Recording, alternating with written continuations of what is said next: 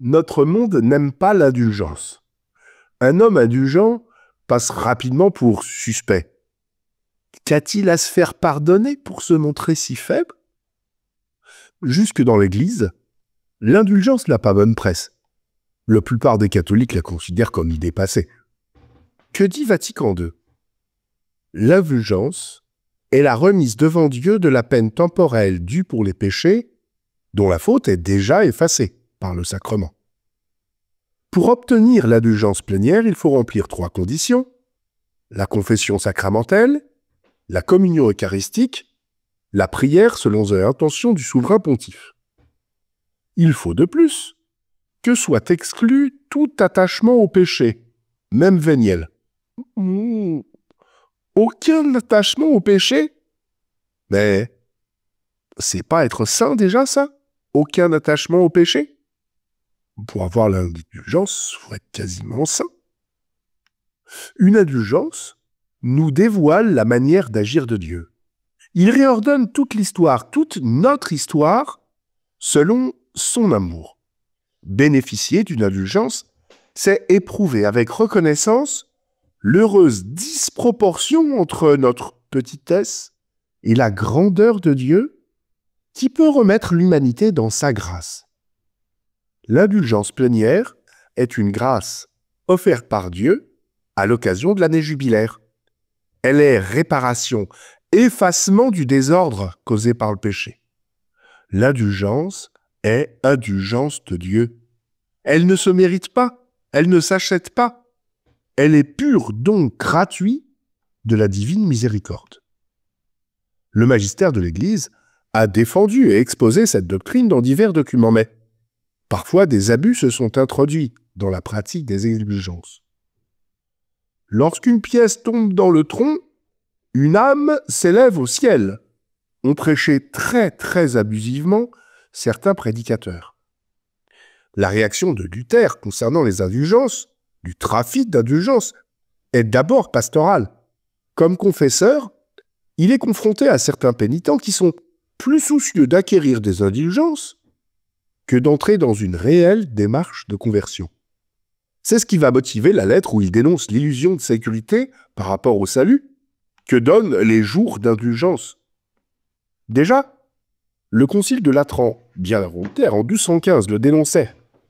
Par suite d'indulgences indiscrètes ou superflues, que ne craignent pas d'octroyer certains prélats, le pouvoir des clés du pape de Saint-Pierre est méprisé et la satisfaction pénitentielle, le sacrement du pardon, est privée de sa force. Non pas de main morte. Les dérives ont été de croire que le gain de l'indulgence avait une efficacité certaine, automatique, indépendamment des bonnes dispositions de celui qui les gagne, ou sans la pénitence sacramentelle. Comme si l'Église gérait le trésor des mérites du Christ et des saints comme une banque, où chaque fidèle aurait un compte. Pourtant, les papes ne se sont jamais crus capables et autorisés à vider le purgatoire par simple décret.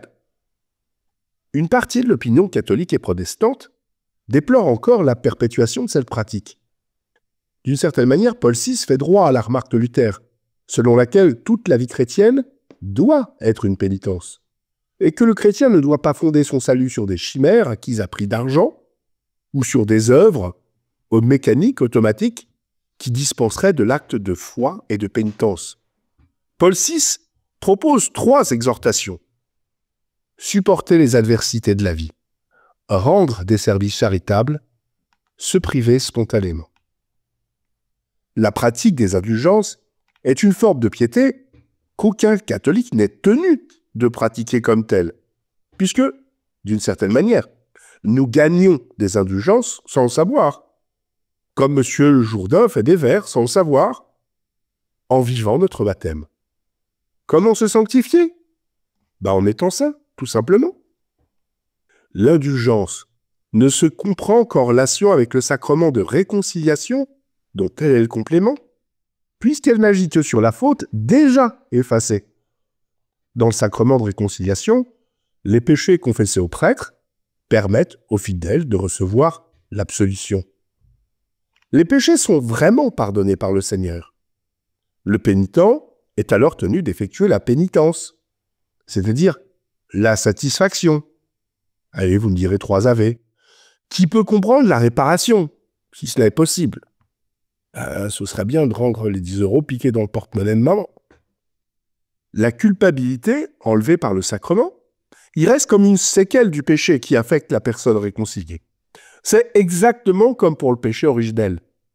Nous ne l'avons pas commis, mais nous en subissons les conséquences, même après la réception du baptême qui nous unit à Dieu.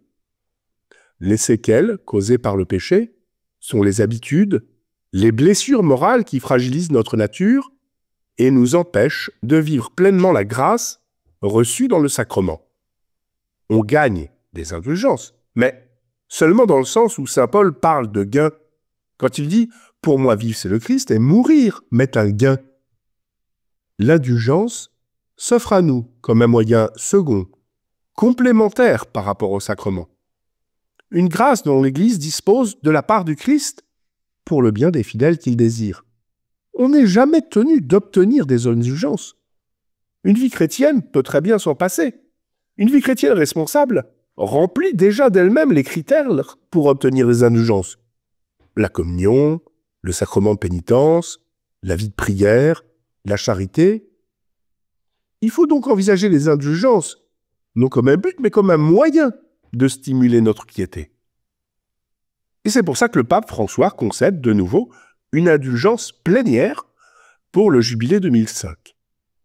Le temps est venu d'un nouveau jubilé, au cours duquel la porte sainte sera à nouveau grande ouverte pour obtenir l'expérience vivante de l'amour de Dieu. 2025, vous m'aviez bien compris. Le don de l'indulgence permet de découvrir à quel point la miséricorde de Dieu est illimitée. Ce n'est pas un hasard si, dans l'Antiquité, le terme « miséricorde » était interchangeable avec le terme « indulgence ». Miséricorde, indulgence, la même chose, rappelle le pape François, précisément parce que celui-ci entend exprimer la plénitude du pardon de Dieu qui ne connaît pas de limite.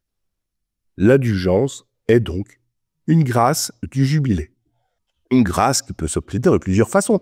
Les fidèles pèlerins d'espérance pourront recevoir l'indulgence jubilaire concédée par le Saint-Père s'ils effectuent un pèlerinage auprès de tout lieu lié au jubilé. Tout lieu lié au jubilé, voilà qui est bien large. Par exemple, à Rome, dans une des 4 basiliques papales, Saint-Pierre au Vatican, Saint-Jean de Latran, Sainte-Marie Majeure, Saint-Paul hors les murs. J'espère être à Rome pour l'ouverture des portes à Saint-Jean et à Sainte-Marie Majeure.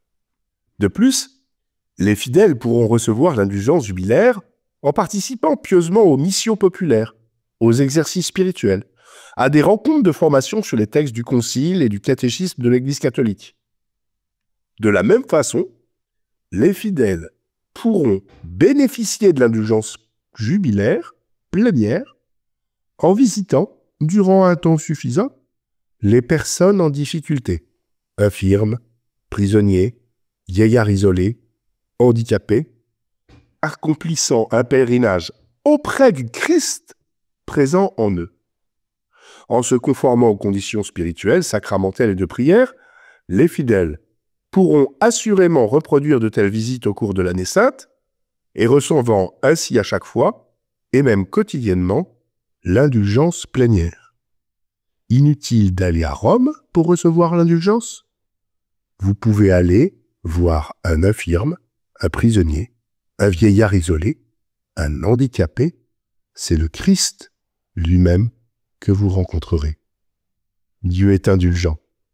Ne manquons pas à son indulgence.